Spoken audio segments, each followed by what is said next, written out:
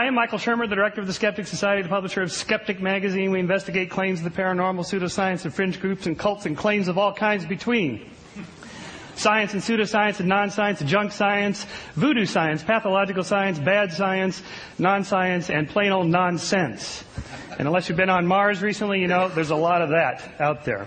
Some people call us debunkers, which is kind of a negative term, but let's face it, there's a lot of bunk.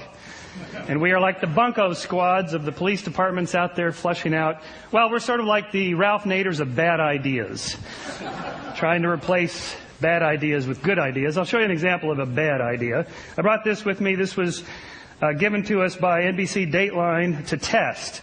It's produced by the Quadro Corporation of West Virginia. It's called the Quadro 2000 Dowser Rod.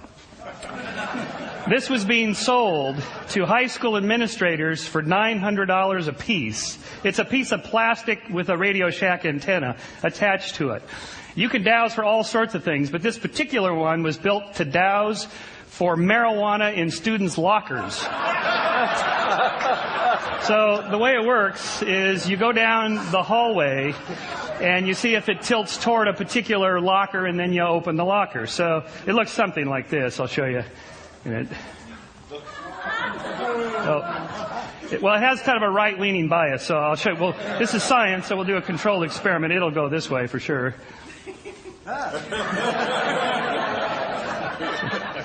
Sir, you want to empty your pockets, please, sir? So the question was, can it actually find marijuana in students' lockers? And the answer is, if you open enough of them, yes. But in science, we have to keep track of the misses, not just the hits, and that's probably the key lesson to my short talk here, is that this is how psychics work, astrologers and tarot card readers and so on. People remember the hits, they forget the misses. In science, we have to keep the whole database and look to see if the number of hits is somehow stands out from the total number that you would expect by chance. In this case, we tested it. We had two opaque boxes, one with government-approved THC marijuana and one with nothing, and it got it 50% of the time, which is exactly what you'd expect with a coin flip model.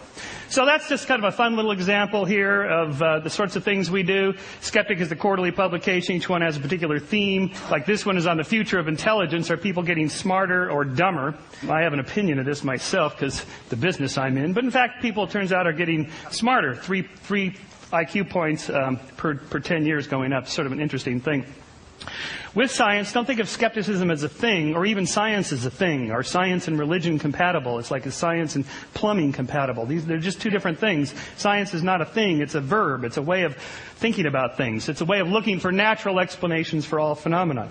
I mean, what's more likely, that extraterrestrial intelligences or multidimensional beings travel across the vast distances of interstellar space to leave a crop circle in Farmer Bob's field in Pucker Brush, Kansas to promote Skeptic.com, our webpage?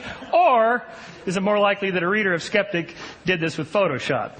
And in all cases, we have to ask, what's the more likely explanation? And before we say something is out of this world, we should first make sure that it's not in this world. What's more likely, that Arnold had a little extraterrestrial help in his run for the governorship, or that the World Weekly News makes stuff up?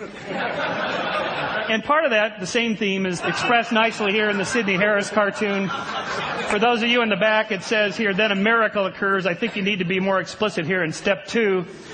This single slide completely dismantles the intelligent design arguments. There's nothing more to it than that. You can say a miracle occurs, it's just that it doesn't explain anything. It doesn't offer anything. There's nothing to test.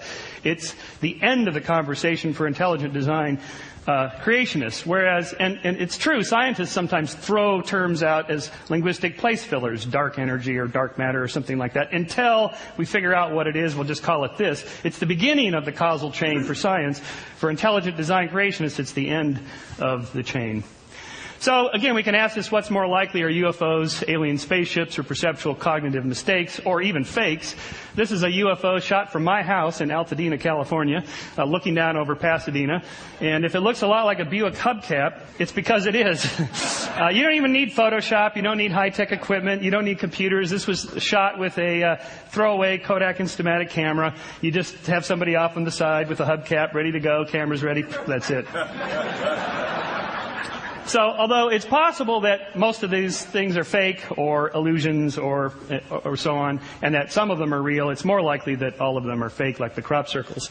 On a more serious note, in all of science, we're looking for a balance between data and theory. In the case of Galileo, he had two problems when he turned his telescope to Saturn. First of all, there was no theory of planetary rings, and second of all, his data was grainy and fuzzy, and he couldn't quite make out what it was he was looking at. So he wrote that he has seen, I have observed that the furthest planet has 3 bodies, and this is what he ended up concluding that he saw. So without a theory of planetary rings and with only grainy data, you can't have a good theory. And it wasn't solved until 1655. This is Christian Huygens' book in which he cataloged all the mistakes that people made in trying to figure out what was going on with Saturn. It wasn't until Huygens had 2 things. He had a good theory of planetary rings and how the solar system operated, and then he had better telescopic, more fine-grained data in which he could figure out that as the Earth is going around faster, according to Kepler's laws, than Saturn, then we catch up with it and we see the angles of the rings at different angles there, and that's in fact turns out to be true. The problems with having a theory is that your theory may be loaded with cognitive biases. So one of the problems of explaining why people believe weird things is that we have things on a simple level, and then I'll go to more serious ones. Like we have a tendency to see faces. This is the face on Mars, which was in 1976. So there was a whole movement to get NASA to photograph that area because people thought this was monumental architecture made by Martians. Well, it turns out here's the close-up of it from 2001. If you squint, you can still see the face. And when you're squinting, what you're doing is you're turning that from fine grain to coarse grain. And so you're reducing the quality of your data. And if I didn't tell you what to look for, you'd still see the face because we're programmed by evolution to see faces. Faces are important for us socially. And, of course, happy faces, faces of all kinds are easy to see. You can see the happy face on Mars there. If astronomers were frogs, perhaps they'd see Kermit the Frog. Do you see him there? Little froggy legs. Or if geologists were elephants.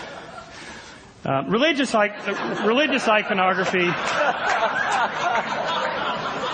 discovered by a Tennessee baker in 1996. He charged $5 a head to come see the nun bun until he got a cease and desist from Mother Teresa's lawyer.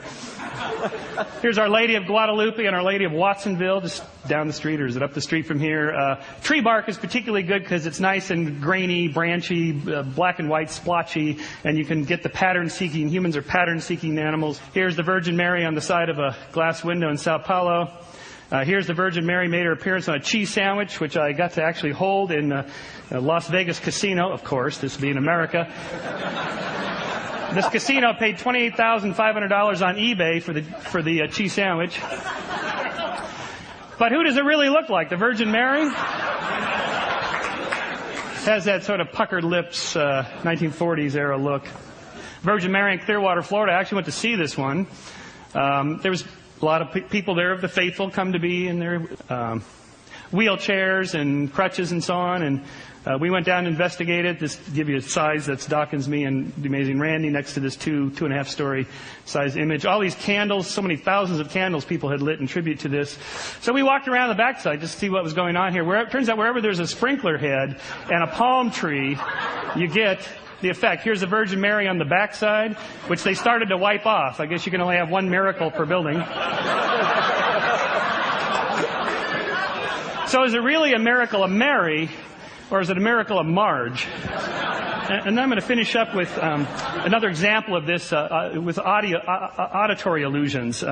There's this film White Noise with Michael Keaton about the dead talking back to us. By the way, this whole business of talking to the dead, it's not that big a deal. Anybody can do it. Turns out it's getting the dead to talk back. That's the really hard part. In this case, supposedly these messages are hidden in electronic phenomena. There's a reversespeech.com webpage in which I downloaded this stuff. Here is the forward. This is the most famous one of all of these. Here's the forward version of the very famous song.